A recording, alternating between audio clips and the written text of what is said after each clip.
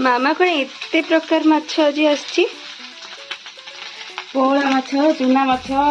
एपटे आछि हमर पोहला माछ एपटे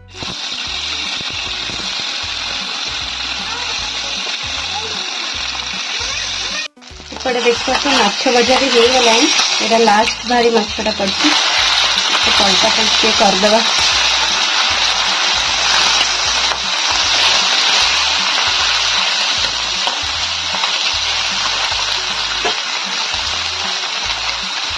माछ भाजी रेडी हो गला ऑलरेडी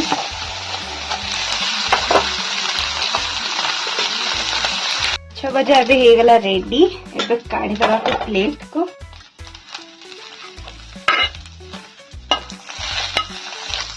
पोहला माछ बेसर पाई मामा नहीं गले गोटे चम्मच धला सोरिष आ 2 चम्मच कला सोरिष आ टिके रसुण धला कला सोरिष एथि मामा सब प्रिफर करते कि जो बैलेंस रखिबो खाली कला सोरिष टिके पितालिया हो जाए जोटा कि धला सोरिष टिके क्रीमी टेक्सचर नहीं आसे बैलेंस कर दिए माने पिता अंशटा को आउ आधे किसी भी जिनस पड़ानी बाकी जहाँ सब लंका गुंडा हरिका से पर पकेले भी चलो तरकारी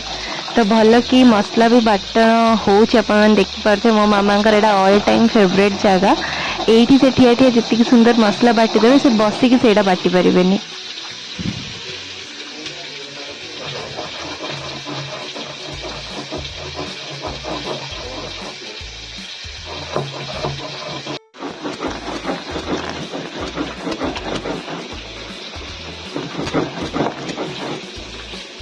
मसला बटा तो सरी गला एबे पैन रे जो माछ भजा होता टिके तेल बंची से आउ टिके तेल देकी टिके फुटण देकी बाटण तक को पकई देले मामा तो मसला को बेसी समय कषिबार नहीं ये टाइम रे टिके लंका गुंड जी आपन को राग खायार अच्छे से हिसाब रे तापर हलदी आउ टेस्ट अकॉर्डिंगली लूण ये सब जिनस पड़गला टिके समय ही कषाला कहीं आपण तो जानी ही थे सोरिष बटण टाक बेस समय कषिला माने से पिता हो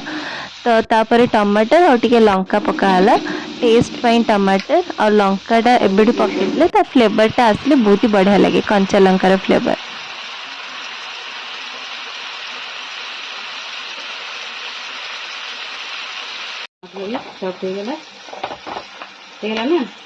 माने मसला दिए सांगे संग टमाटर कंचा लंका सब दे कसेला ना हां ऐसे कसे आबोनी मसला बेसी कषले पिता लगे ना टमाटर टाकू भल कि माड़ी मुड़ी देला पर बेसर मसला एबे मोर पूरा पूरी रेडी हो गला भल से एबे मु दे देली आधरे पानी टिके